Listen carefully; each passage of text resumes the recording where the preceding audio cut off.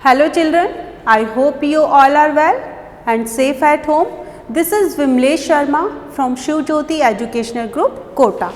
आज हम हिंदी पाठ्य पुस्तक वसंत भाग 2 का पाठ 9 चिड़िया की बच्ची कहानी का दौरान करने जा रहे हैं।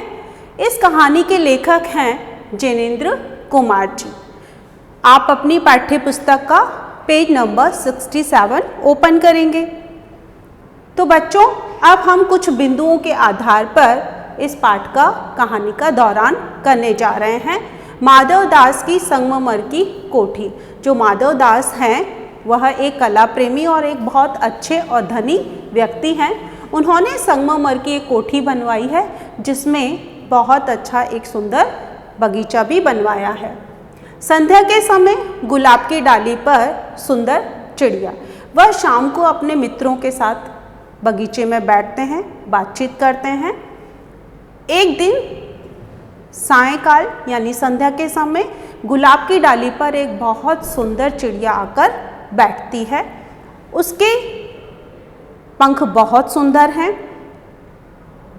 उसका जो गर्दन है वो लाल रंग की है और वह गुलाब की डाली पर आकर बहुत अच्छी आवाज़ निकालती है, गीत गाती है, चहचहाती है। चिड़िया की स्वच्छंदता प्यारे लगना। जो माधव दास हैं, जो इस कोठी के मालिक हैं, वो इस चिड़िया को इधर उधर फुदकते हुए देखते हैं। उसकी स्वच्छंदता उन्हें बहुत अच्छी लगती है। वो उसके पास आते हैं। बेखट के यहाँ आया करो। माधव दास जी कहते हैं कि तुम बहुत अच्छी चिड़िया हो, तुम कितनी सुंदर हो, ये तुम्हारे लिए ही बगीचा बनवाया है, यहाँ पर तुम आया करो। चिड़िया का पहले असावधान रहना और फिर घबराना। जब माधव दास जी इस तरह की बातें करते हैं तो चिड़िया पहले तो असावधान रहती है, लेकिन उनकी बातें सुनकर वह धीरे धीरे घबराने लगती है, क्योंकि माधव दास जी कहते हैं कि तुम यहीं पर रुक जाओ, तुम यहीं पर ठहर जाओ।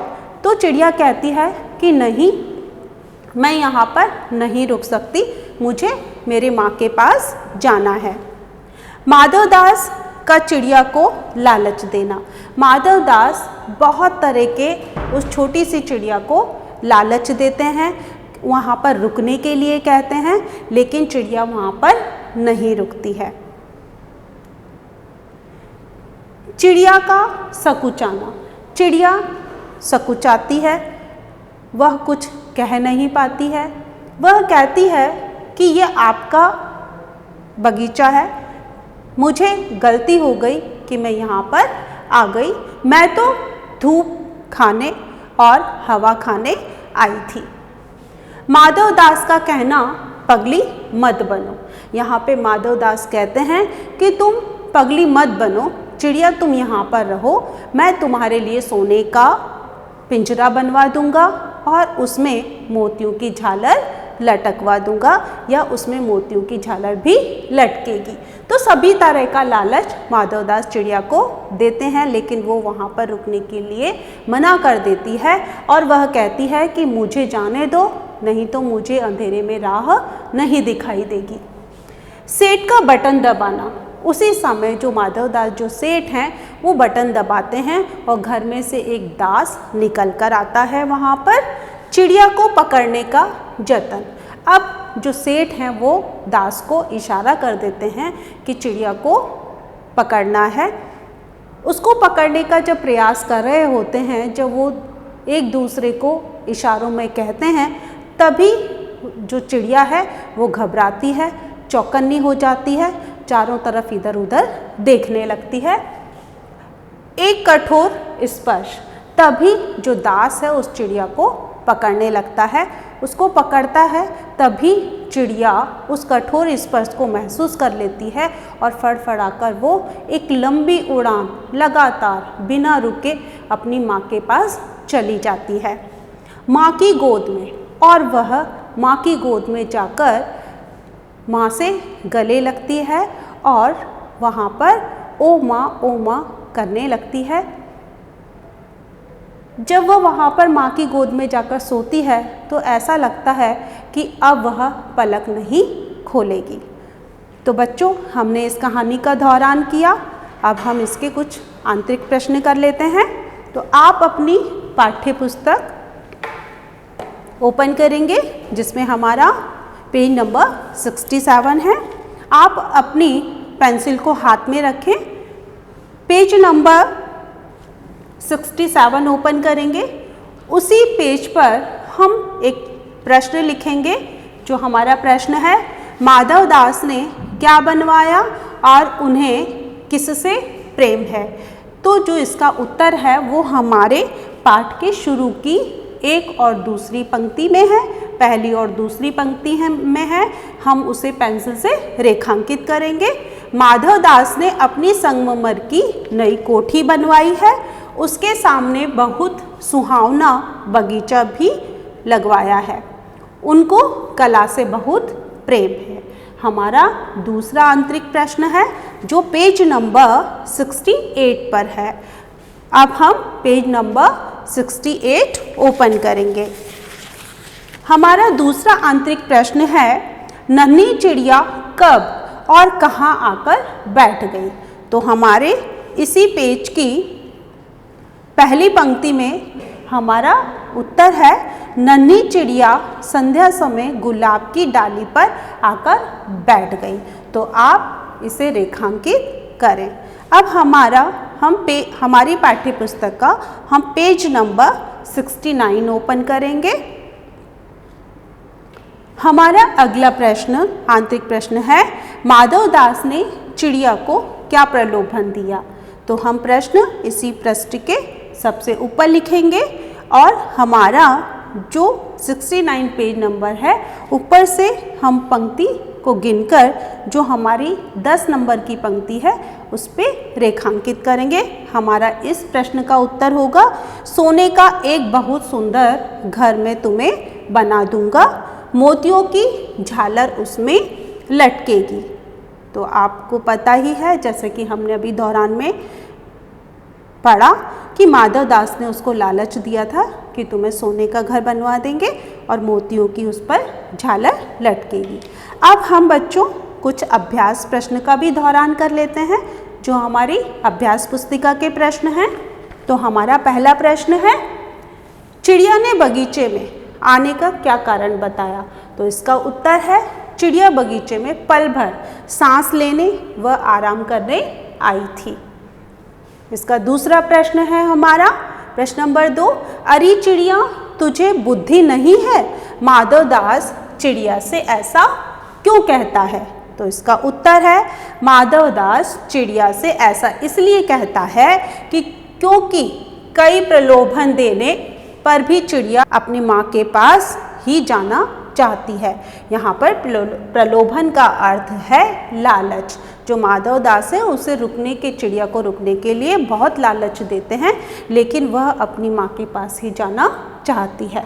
हमारा अगला प्रश्न है प्रश्न नंबर 3, किन बातों से ज्ञात होता है कि माधव दास का जीवन संपन्नता से भरा था और किन बातों से ज्ञात होता है कि वह सुखी नहीं था।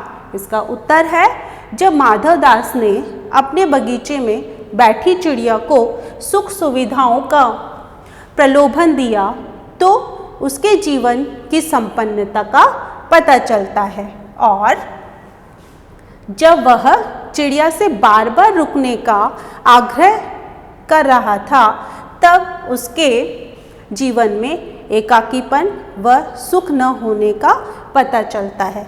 जो माधव दास थे चिड़िया को रुकने के लिए कहते हैं तो पता चलता है कि इनका एकाकीपन है, यानी वो अकेले हैं।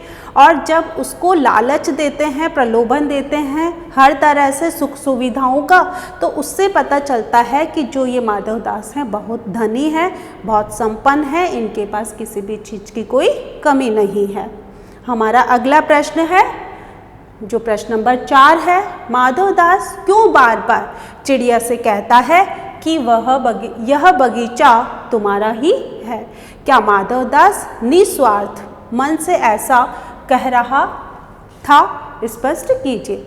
इसका हमारा उत्तर है, माधवदास चिड़िया से। ऐसा बार बार इसलिए कहता है ताकि चिड़िया हमेशा के लिए उसके बगीचे में ही रह जाए, वहीं पर रुक जाए।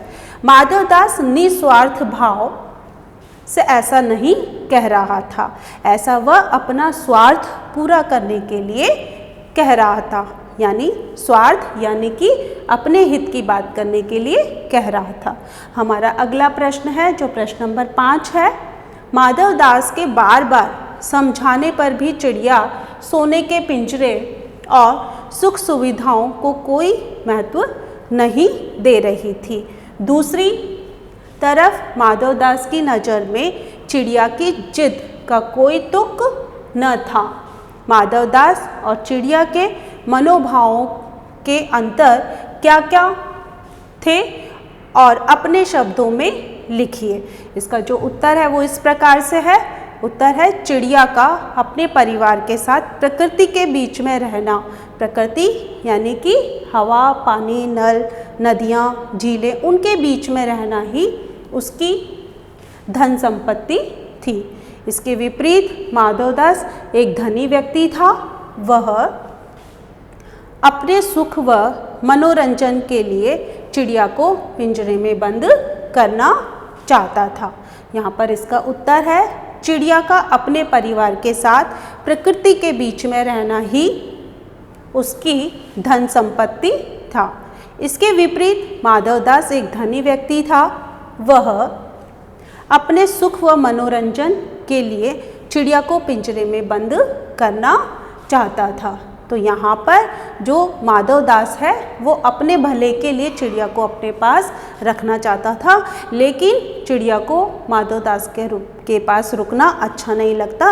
उसे तो प्रकृति के बीच में रहना अच्छा लगता है, वही उसकी धन संपत्ति है। हमारा अगला प्रश्न है, कहानी के अंत में नन्ही चिड़िया का सेठ के नौकर के पंजे से भाग निकलने की बात पढ़कर तुम्हें कैसा लगा? तो इसका उत्तर है कहानी के अंत में नन्ही चिड़िया का सेठ के नौकर के पंजे से भाग निकलने की बात हमें बहुत अच्छी लगी, क्योंकि स्वाधीनता सभी प्राणियों को, सभी जीव जंतुओं को प्रिय है और सभी को स्वतंत्रता का पूर्ण अधिकार है। यहाँ पर चिड़िया जब सेठ के नौकर के हाथ से बाहर निकल जाती है, उससे बचकर भाग जाती है, उड़ जाती है, तो ये हमें अच्छा लगा, क्योंकि स्वतंत्र रहना सबको अच्छा लगता है। हमारा अगला प्रश्न है, माँ मेरी बाट देखती होगी। बाट यानी इंतजार करती होगी। नन्ही चिड़िया बार बार इसी बात को कहती है। आप अपने अनुभव के आधार पर बताइए कि हमारी ज़िंदगी में माँ का क्या महत्व है? तो इसका उत्तर इस प्रकार है, प्रत्येक प्राणी मात्र के जीवन में माँ का स्थान सर्वोपरि है, यानी सबसे ऊंचा है। माँ ही वह प्रथम शिक्षक है जो हमें सही राह दिखाती है, हमारे सभी कष्टों को दूर कर सुख प्रदान करती है। माँ की छत्र छाया में ही प्राणी अपने आप को सुरक्षित महसूस करता है। उसका स्नेह, प्यार और आशीर्वाद जीवन में आगे बढ़ने में हमारी मदद करता है, सहायता करता है। इसीलिए नन्ही चिड़िया बार बार कहती है कि माँ मेरी बाट देखती होगी। यहाँ पर जो चिड़िया है उसे अपनी माँ की गोद में और अपनी माँ के पास ही जाकर सुख की प्राप्ति होती है। तो माँ हमारे लिए सर्वोपरि है, सबसे अच्छी है, उनसे हमें बहुत कुछ जीवन में सीखने को मिलता है और वो ही हमारी सच्ची मित्र होती है। तो बच्चों, आज हमने इस पाठ का दोहरान किया। मुझे आशा है आपको बहुत अच्छे से समझ में आ गया होगा। आप अपनी तरफ से दोहरान करते रहें। धन्यवाद।